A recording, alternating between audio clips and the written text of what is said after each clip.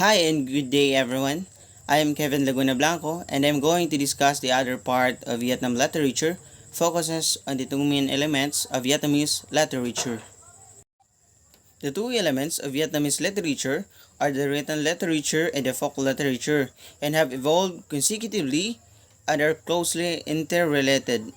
First, we have folk literature, includes the legends, fairy tales, humorous stories, folk songs, epics, and etc. The folk literature came very early and profound effect on the spiritual life of the Vietnamese. It was praise beauty, humanism, and the love of goodness. This oral tradition forms the foundation of Vietnamese literary culture passed down through generations before written forms emerge. Folk literature includes legends, no fairy tales, humorous stories, folk songs, and epics.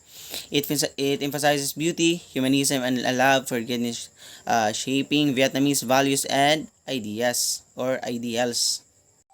So examples, in the legends, the legend of Lac Long Quan and Ao Cu tells the mythical origin of the Vietnamese people, tracing them back to the union of a dragon lord and a fairy, symbolizing unity and strength. Sa fairy tales naman, stories like Tam Kam, similar to Cinderella, highlight themes of kindness, resilience, and justice. In the folk songs, Kadao and Hu are lyrical forms of Vietnamese folk poetry, often reflecting love, rural life, and longing for freedom. In the epics, work like the tale of San Tin and Toy then narrate the battles between mountain and water spirits, symbolizing the struggle between human communities and nature. Next, we have the written literature.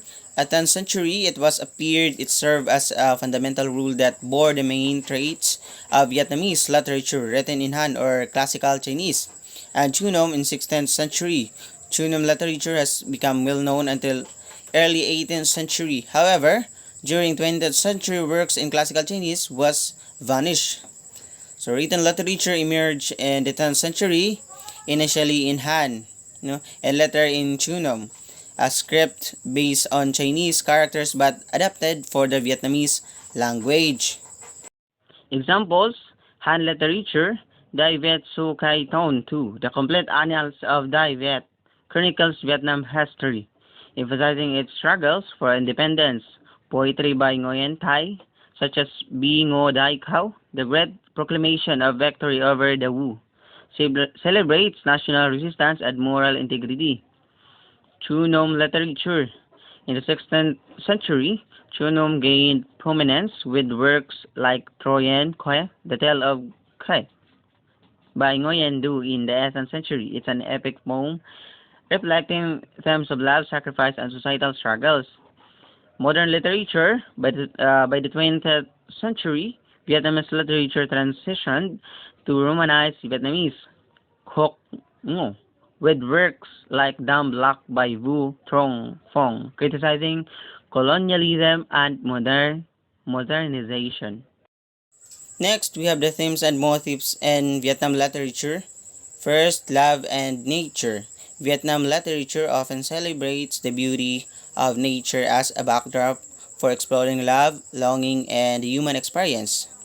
Vietnamese literature often intertwines love with the beauty of nature, emphasizing harmony and the fleeting yet profound human experiences.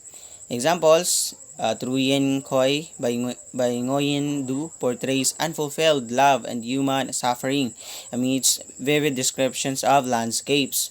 Folk poetry in Kadao often likens romantic longing to natural elements like rivers, mountains, and seasons. War and resistance naman tayo.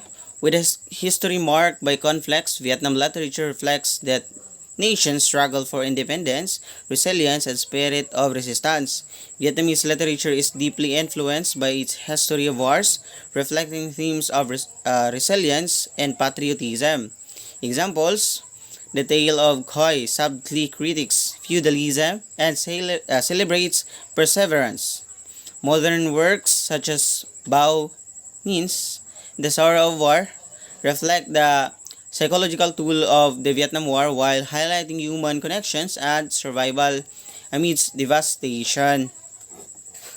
For the last one, we have tradition and modernity. Vietnamese veterans skillfully navigate the intersection between tradition and modernity, capturing the tensions and dynamics of a rapidly changing society. As Vietnam evolved, its literature explored the clash and coexistence of traditional values in modern influences. Examples: Dumb Luck by Vo Trong Phong critiques the absurdities of colonial modernization and social pretensions. Modern poetry by poets like Swan Kong navigates love, loss, and the challenges of modern life while rooted in Vietnamese traditions. That's all. Thank you.